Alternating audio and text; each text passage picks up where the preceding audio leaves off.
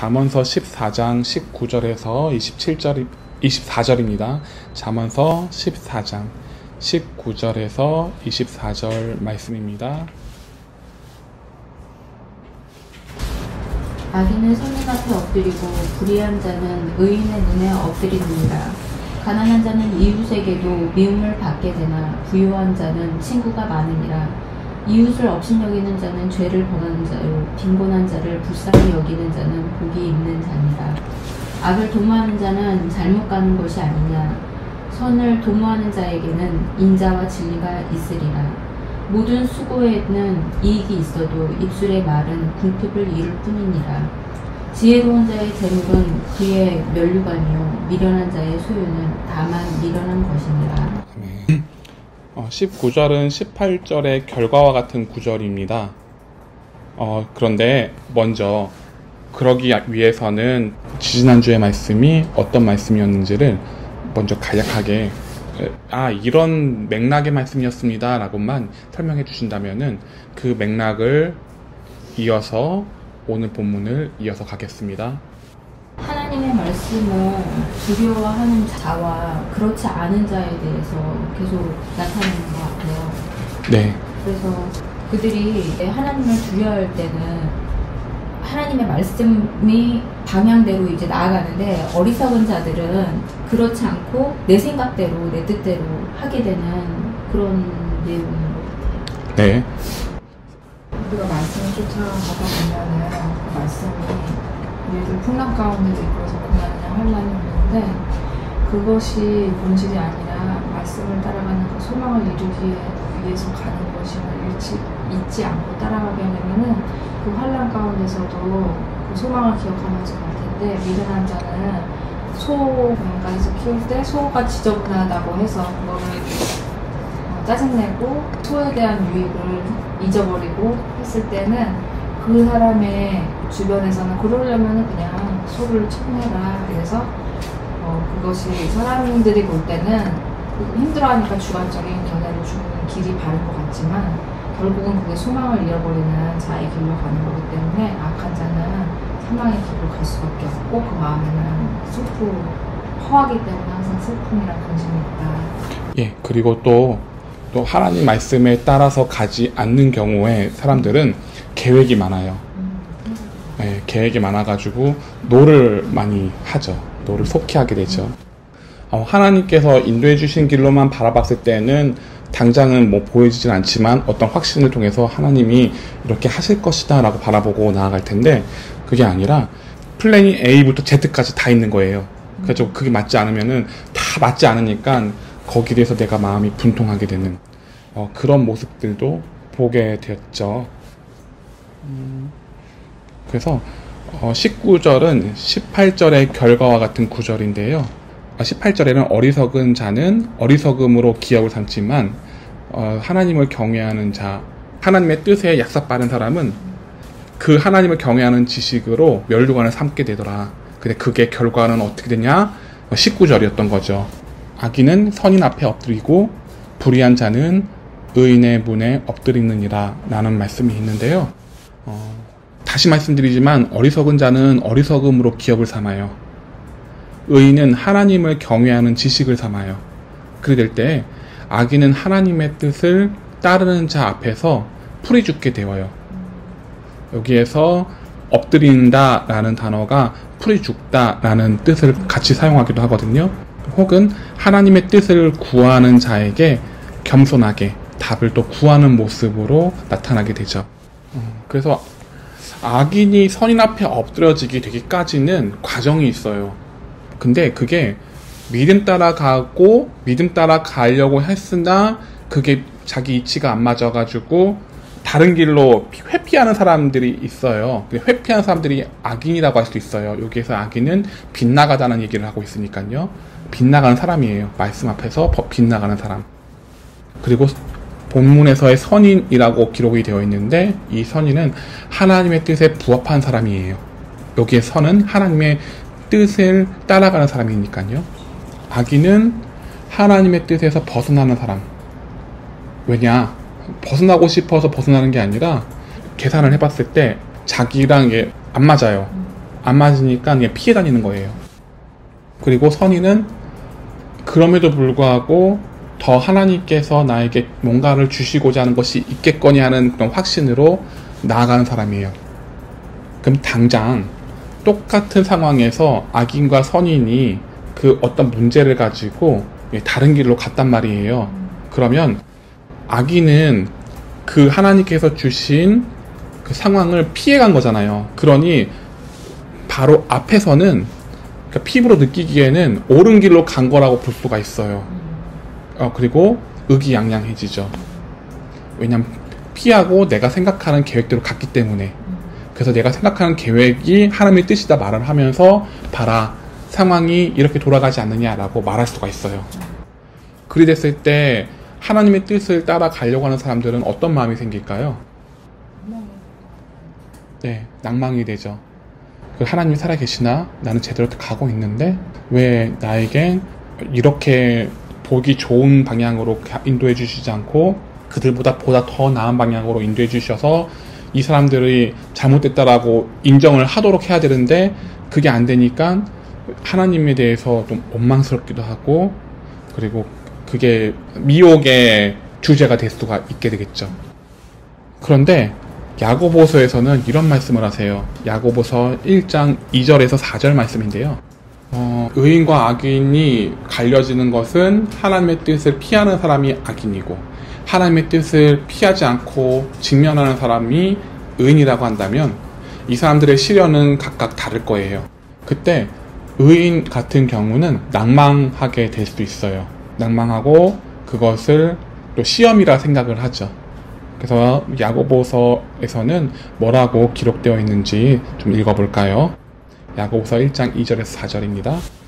내 형제들아, 너희가 여러 가지 시험을 당하거든 온전히 기쁘게 여기라. 이는 너희 믿음의 시련이 인내를 만들어내는 줄 너희가 알미라. 인내를 온전히 이루라. 이는 너희로 온전하고 구비하여 조금도 부족함이 없게 하려 함이라. 예, 아멘.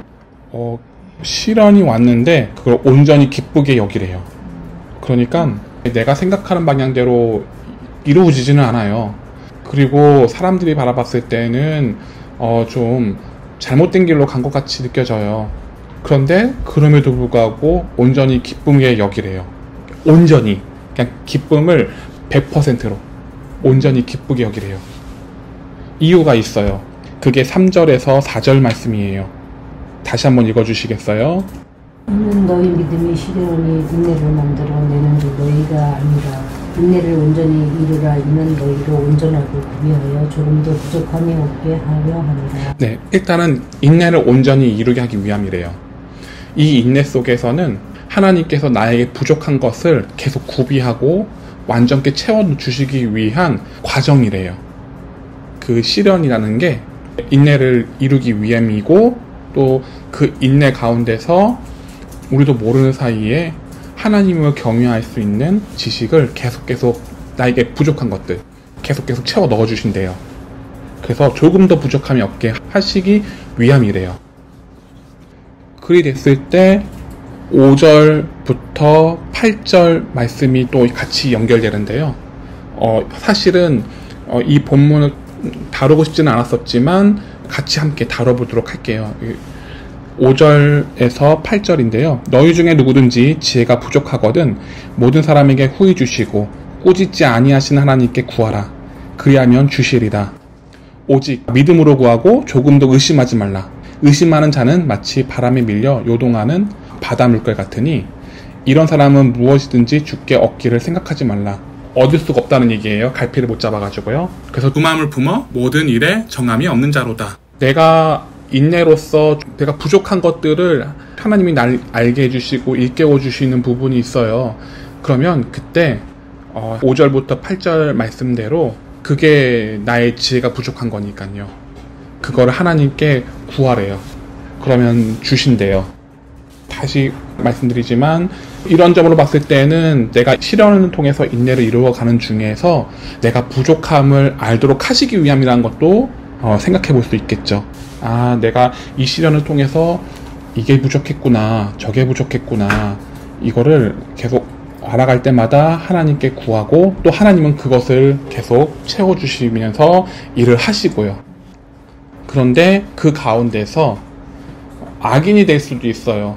그 시련이 너무나 격하고 너무 힘들어서요. 그래서 거기서 피하고자 하는 마음이 또 생길 수가 있죠. 그래서 피해가서 악인의 길로 갈 수가 있지만 그러지 말고, 조금도 의심하지 말고 하나님께 구하고 이루어 주실 것을 생각하라는 말씀을 또 하시네요. 그러니까 두 마음을 품지 말라는 얘기예요. 그런 의미에서요. 왜냐하면 두 마음을 품으면은 악인이 될 수도 있으니까요. 이때 인내를 하였을 때 나타나게 되는 하나님의 복은 잠언서 14장 20절에서 23절과 같아져요. 20절에서 23절과 같은데요. 20절에 뭐라고 기록되어 있냐면요. 가난한 자는 이웃에게 미움을 받게 되나 부유한 자는 친구가 많으니라 라고 기록되어 있어요. 가난한 자는 이웃에게도 미움을 받게 되나 부유한 자는 친구가 많대요. 그러니까 가난한 자는 이웃에게 미움을 받게 되는데 그 의미를 뭘까 찾아보니까 미움이란 단어가 샤나예요. 샤나라는 단어는 잠언서 14장 17절에 미움이란 단어로 사용되어요. 그러니까 잠언 14장 17절 9절과 20절 부분을 같은 맥락에서 봐야 하니까 지지난주 당시에 계획이 많은 자, 노하기를 속히하게 된다고 말씀을 나눴었어요. 이런 사람은 이웃에게 증오를 일으키게 되죠. 그래서 이렇게 보죠. 저 사람은 또 저러네 이라는 핀잔을 하게 되죠. 그래서 말씀 따라가게 될 때는 야고보서 1장 2절에서 4절과 같이 시련이 와요. 남편에게 시련이 오기도 하고 가족들에게 시련이 오기도 하고 나와 부딪히는 사람에게 시련이 와요. 그때 내가 계획이 많고 분주하게 되면은 상대방에게 미움을 받게 되어요. 저 사람을 또 저런다 라고요. 사실 이 사람에게 문제가 있는 게 아니에요. 이 사람은 이 사람의 문제인 거고 나는 그 가운데서 내가 부족한 것을 하나님께 채워야 돼요. 아, 내가 이런 가운데서 또 이러한 부족함이 있었구나 라고 하나님께 구해야 된다는 거죠. 가난하다 라는 단어가 결핍이에요. 하나님을 경외함에 결핍이 있는 자를 얘기해요. 그래서 이 시련이 오게 될 때 나는 많은 것을 해석하려고 애를 써요. 하나님이 나를 만들어 가신다고 생각하는 것이 아니라 이 시련을 빨리 해결해야 된다 생각을 해요. 그러다 보니까 이웃에게 빨리 노하게 되고 이웃에게 증오를 불러일으키죠. 이런 모습을 20절에서 가난하다 라고 표현한 거예요. 앞에서 말씀드렸듯이 가난하다, 로시라는 단어는 결핍되다 라는 뜻을 가지고 있거든요. 그러니 시련이 올 때 이 시련을 통해 내가 변화되어야지 라는 생각보다 어떻게 빨리 해결해야 한다고 생각했을 때 노함이 빨리 오게 되죠. 반대로요. 부유한 자가 있어요. 이런 경우는 마음의 여유가 있어서 나에게 오는 시련을 상대방의 문제라고 생각하지 않아요. 그러니까 나에게 있다라고 생각했을 때는 그 시련에서 마음이 여유가 있어지죠. 왜냐, 내가 해결해야 될 문제라고만 보면은 남에게 탓을 하지 않게 되잖아요. 그러니까 내 문제인 거니까요. 그래서 나에게 오는 시련을 상대방의 문제라고 생각하지 않고 내가 받아야 할 온전한 시련이라고 생각을 해요. 그리고 이런 방향으로 생각하게 된다면은 나는 이러한 시련을 인내하게 되죠. 그러니까 남의 문제라고 생각하게 되면은 내가 남의 문제를 빨리 해결해야 된다고 생각을 해요. 그러나 내 문제라고 생각하게 되면은 그것은 내 문제니까 인내를 하게 되죠. 이때에는 나에게 말씀으로 조언을 해주는 애정을 갖는 자가 생겨서 내 마음이 풍족해져요. 부유한 친구가 많으니라 라고 했을 때 이 친구가 아가페 사랑을 하는 사람이에요. 그리고 많다라는 단어가 풍족하다 라는 뜻을 가지고 있거든요. 그러니까 내 마음을 풍족하게 여겨주는 사람이 생긴다라는 것을 얘기하죠. 그러니 내 마음이 풍족해지는 거예요. 아, 그렇지. 내가 하나님 뜻대로 이루고 살아가야지 라는 마음으로 내가 더욱더 마음이 풍족해지는 그런 상황이 생기게 된다는 거죠. 그리고 21절인데요. 이웃을 업신여기는 자는 죄를 범하는 자요, 빈곤한 자를 불쌍히 여기는 자는 복이 있는 자니라 라고 기록이 되어 있어요. 여기서 이웃은 레아라는 단어로 친구를 말해요. 그러니까 내 소유를 맡길 수 있는 그런 친구예요. 어떤 의미로는 배우자도 같이 포함이 된다 볼 수 있겠죠. 그러니까 배우자가 나중에 시간이 지나면 친구 같잖아요. 그리고 또 나의 소유를 맡길 수 있는 사람이잖아요. 그러니까 내 배우자도 포함이 되죠. 그리고 굉장히 나와 친한 친구라고 볼 수가 있겠죠. 이런 친구가 소중하게 생각하지 못하고 또 업신여기게 되어요. 그러니까 인내를 하지 못하게 될 때에 이러한 친구도 업신여기게 되죠. 여기서 업신여기다 라는 것은 무례하게 대하다, 얕보다, 외시하다 라는 뜻을 사용해요. 왜 그럴까요? 왜 인내를 하지 못하게 됐을 때 이웃을 업신여기게 될까요? 자신이 맞다고 생각을 하는. 네, 자신이 맞다고 생각할 수 있죠. 그리고 또 무엇보다 마음이 복잡해요. 그리고 가까이 있는 사람에게 마음이 복잡하니까 짜증이 나죠. 어떤 면에서 마음이 복잡해지는 거예요? 내가 계획이 있는데 그 계획이 이루어지지 않으니까요. 이루어지지 않으니까 짜증이 나는 거예요. 이것도 같은 맥락인 거죠. 내가 생각하는 것이 맞아요. 근데 이 사람이 그것을 아니라고 생각하면서 거기서 호응을 안 해요. 그러면 짜증이 나죠. 사랑하는 사람에게 내가 짜증을 내는 이유는 또 뭘까 고민했을 때 인내를 나에게 돌리는 것이 아니라 상대방에게 문제가 있다고 생각하기 때문이에요. 실질적으로 상대방이 문제가 많이 있을 수도 있는 거죠. 그렇죠. 문제가 많을 수가 있는데, 근데 본질적인 문제는 그 문제 때문에 내가 분노를 내는 게 아니에요. 그러니까 내가 생각하는 계획된 것이 있는데 그 계획된 것에서 벗어났기 때문에 분노가 일어나는 거예요. 이게 그러니까 한 사람의 문제만 되면은 이게 문제가 어쩌면 끝날 수도 있어요. 근데 당하는 사람도 벙쪄서 그것을 이를 갈고 칼을 갈고 있어서 이 사람이 무방비 상태일 때 내가 휙 던져요. 그래서 그 말들 하나하나마다 내가 한이 맺혀 있는 말들을 던지다 보니 이 사람도 마음이 더 힘들어져요. 힘들어지고 내가 계획들도 가뜩이나 안 돼서 지금 신나해 죽겠는데 그 한이 맺혀 있는 말을 툭툭 던질 때 또 그것이 더 덧붙여져서 또 분노가 일어나는 거예요. 네, 서로 분노를 일으키게 되는 거죠. 그러니까 당사자만 문제가 있는 건 아니에요. 이 실현행위 장에서 나만 문제가 있는 것이 아니라 사실 상대방도 문제가 있어요. 있는데 본문에서는 내가 내의 문제를 생각하고 그것을 통해서 인내를 해야 되는 거니까 거기에 포커스를 맞춰서 말씀을 드린 거예요. 그죠? 딱딱 걸리는 것이 있는데 이 사람도 문제가 있긴 있죠. 그런데 그 사람의 문제만 찾고 해결하려 보면은 내가 인내를 할 수가 없어요. 교회에서는 실현이 없게 하려고 해도 없을 수가 없어요. 왜냐하면 서로 다른 지체들이 모였기 때문에. 그러니까 내 부족한 것들을 자꾸 찔러요. 교회 공동체 사람들이요. 그러면 그것에 대해서 나는 방어를 하죠. 그리고 너가 잘못했다고 말을 하죠. 근데 그게 아니에요. 그게 내가 부족한 거예요. 그러니까 그 부족한 것을 하나님께 구해야 되는 거예요. 22절입니다. 악을 도모하는 자를 잘못 가는 것이 아니냐. 선을 도모하는 자에게는 인자와 진리가 있으리라. 네, 아멘. 악을 도모하는 자가 있고 선을 도모하는 자가 있대요. 그래서 악을 도모하는 자는 잘못 가는 길이라고 또 말씀을 하네요. 그리고 포커스는 선을 도모하는 자에게 맞춰져 있어요. 선을 도모하는 자는 인자와 진리를 얻게 된대요. 이를 다시 말하면 인내를 하게 될 때에 나에게 결핍된 것을 얻게 된다는 거 말씀하셨어요. 근데 그 결핍된 것이 진리와 인자예요. 사실 진리와 인자는 원래 하나예요. 진리 안에 인자가 있는 거거든요. 그런데 우리가 받아들일 때에는 진리와 인자를 구분해서 설명할 수밖에 없어요.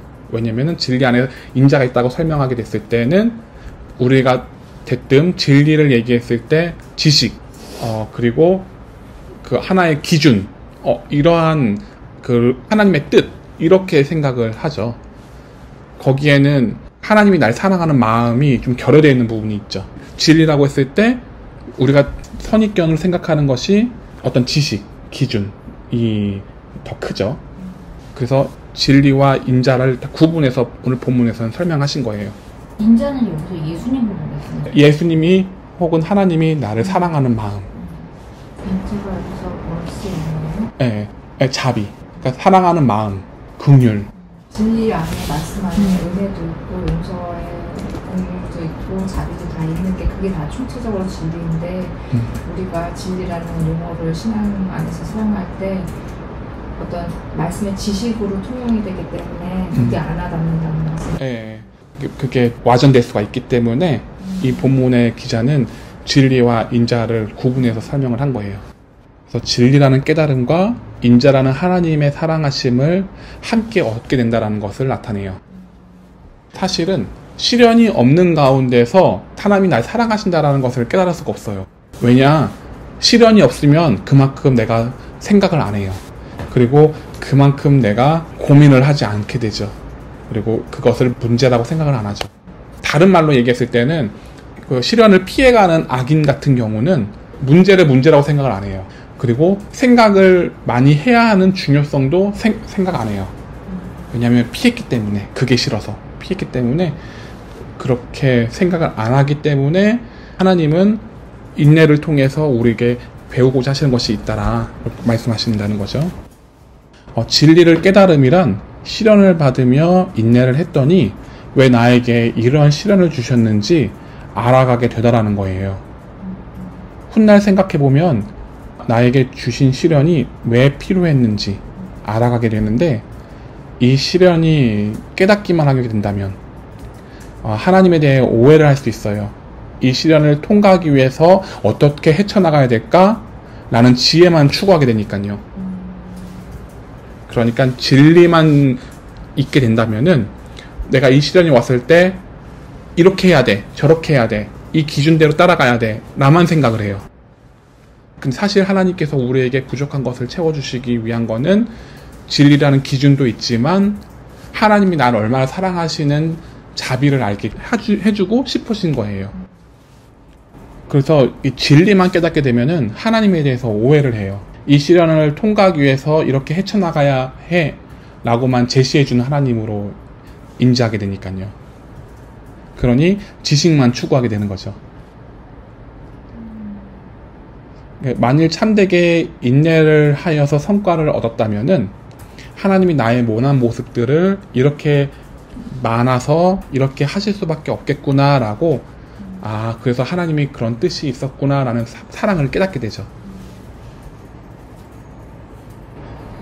근데 인내를 함에 있어서는 완벽할 수는 없어요.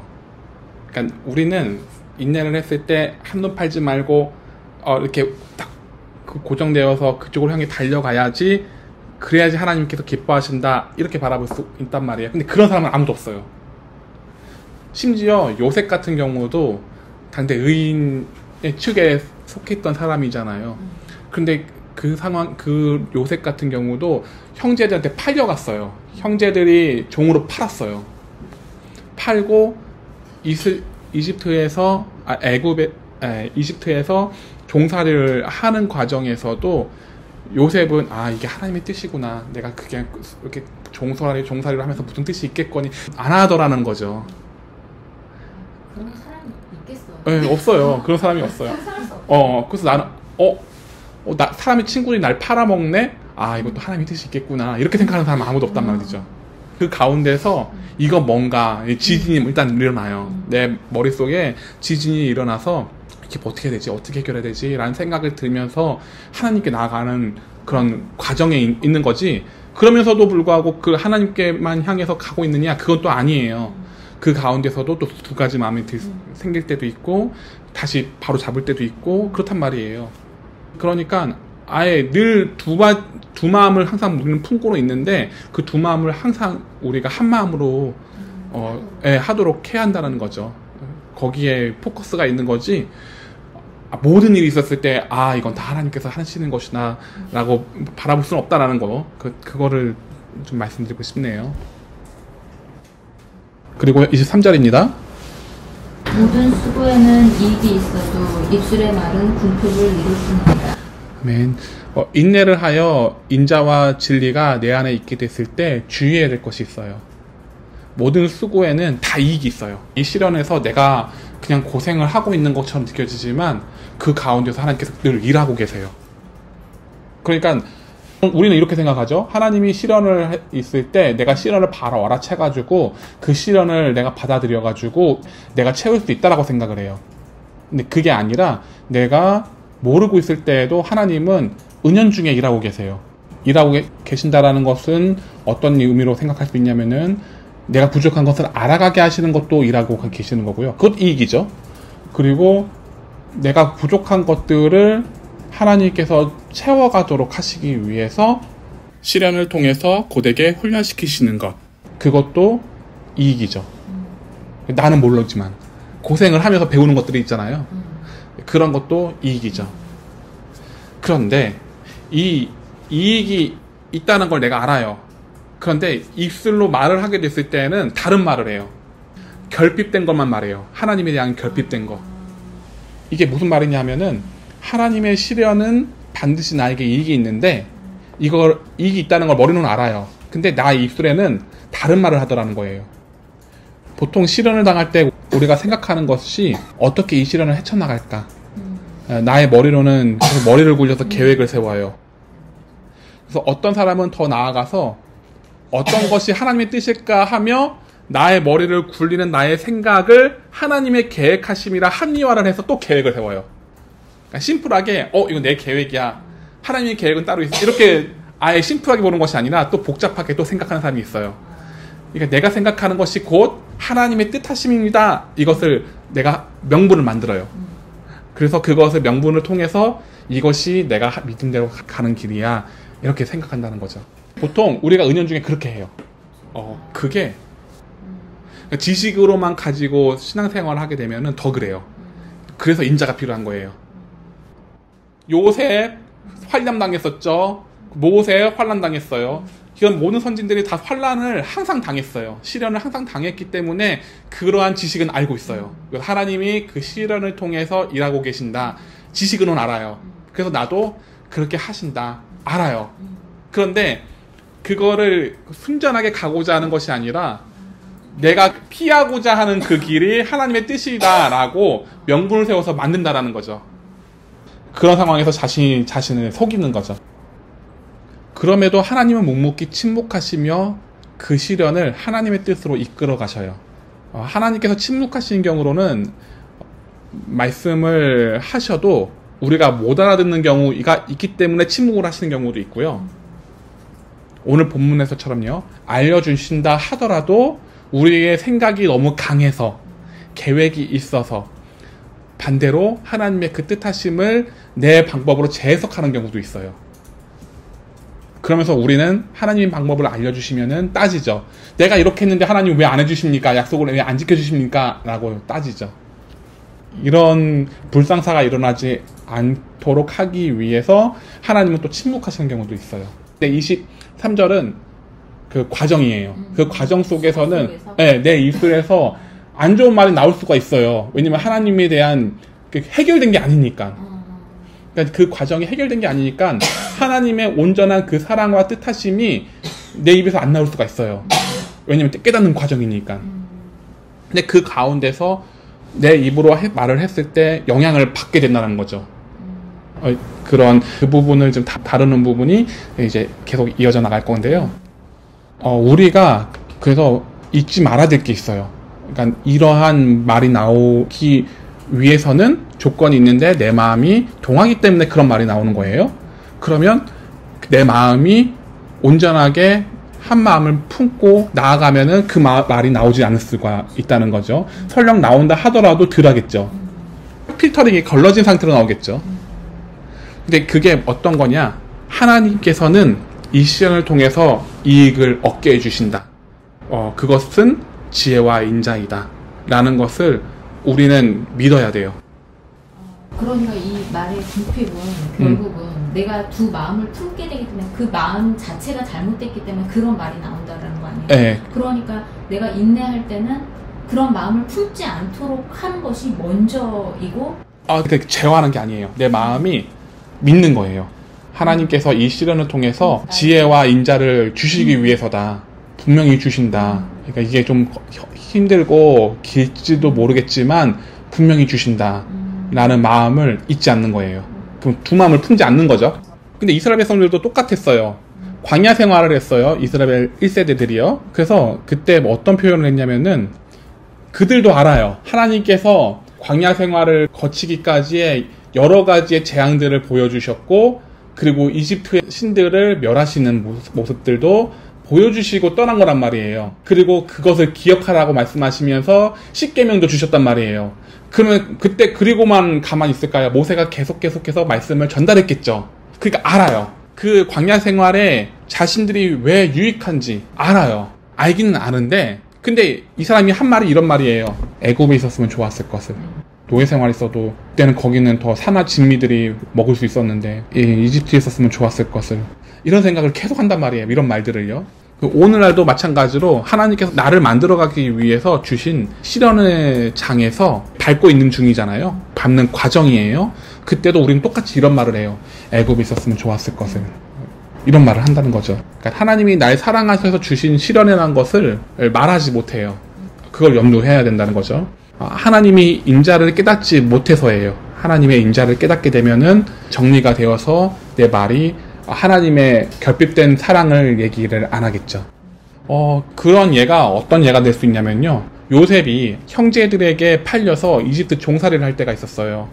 그런데 오랜 시간 후에 형제들에게 화살이 드러난 것이 아니라 하나님의 큰 계획이 있으셔서 그 시련이 왔다라고 고백한 구절이 있거든요. 그게 창세기 50장 15절에서 21절이에요. 야곱이 죽고 나서 이제 형제들이 야곱 아버지를 통해서 지금 생존하고 있는 거란 말이에요. 배신을 요셉에게 했으니까 인륜적으로는 이제 보복이 이제 가야 되는 상황인데 요셉이 그러지 않았어요. 뭔가를 깨달았기 때문이에요. 그게 창세기 50장 15절에서 21절 말씀이에요. 읽어주시겠어요? 요셉의 형제들이 그들의 아버지가 죽었음을 보고 말하되 요셉이 혹시 우리를 미워하여 우리가 그에게 행한 모든 악을 다 갚지나 아니할까 하고 요셉에게 말을 전하여 이르되 당신의 아버지가 돌아가시기 전에 명령하여 이르시기를 너희는 이같이 요셉에게 이르라 내 형들이 내게 악을 행하였을지라도 이제 바라건대 그들의 허물과 죄를 용서하라 하셨나니 당신 아버지의 하나님의 종들인 우리 죄를 이제 용서하소서 하매 요셉이 그들이 그에게 하는 말을 들을 때에 울었더라. 그의 형들이 또 친히 와서 요셉의 앞에 엎드려 있되 우리는 당신의 종들이니이다. 요셉이 그들에게 이르되 두려워하지 마소서 내가 하나님을 대신하리이까.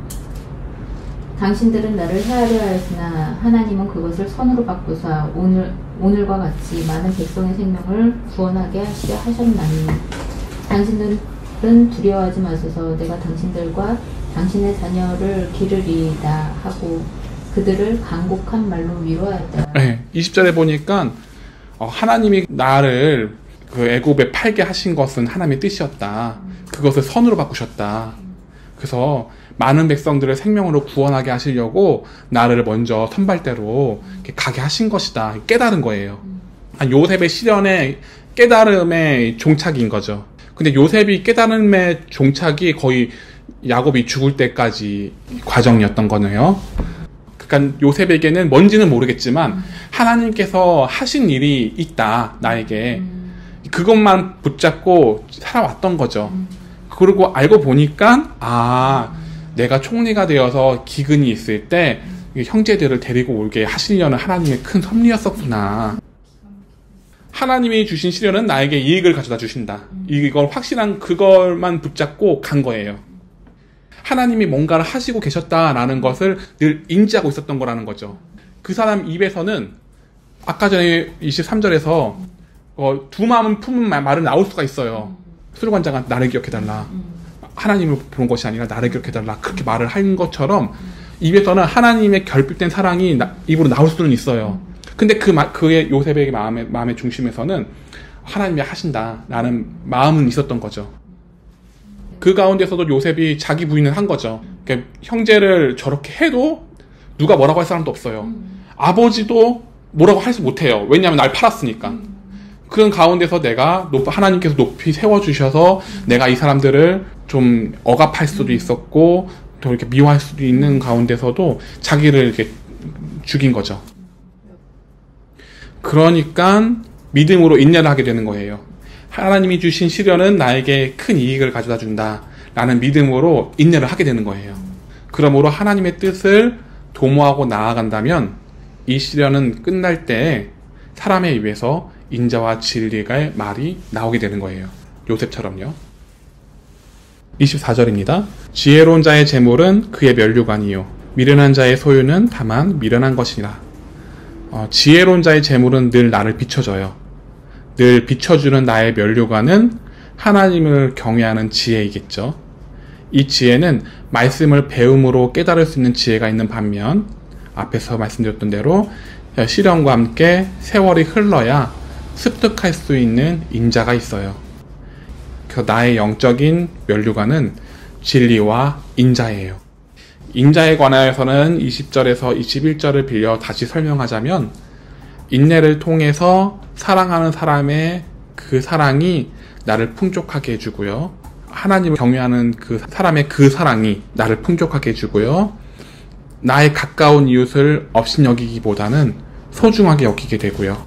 그러한 모습들이 영적 재물이라 할 수 있겠죠. 이러한 영적 재물은 25절에 이어가길 진실한 증인이라고 설명이 되어지는 거예요. 하나님이 나에게 선한 것을 주시는 분이시다 라는 믿음으로 인내를 하게 되면은 나에게 오는 시련이 계산을 하지 않겠죠.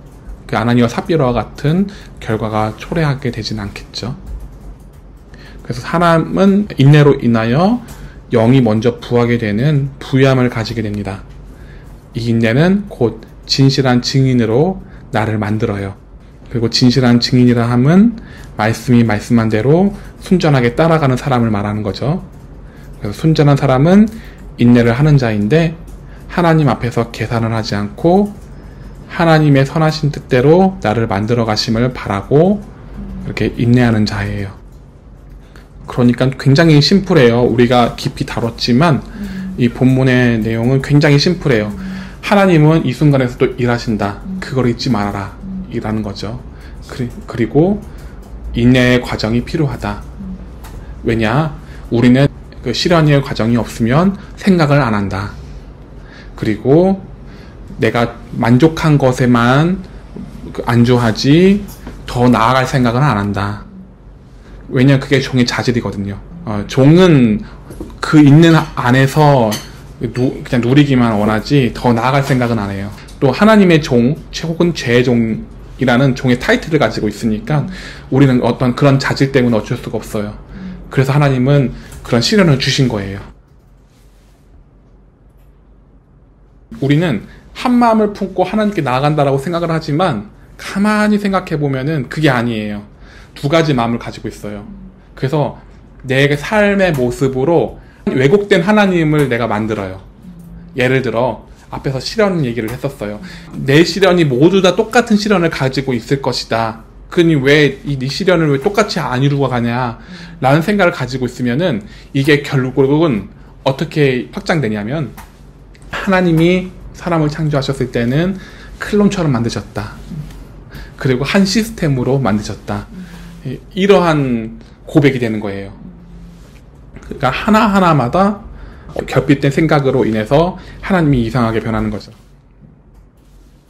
됐죠? 네, 여기까지 하겠습니다.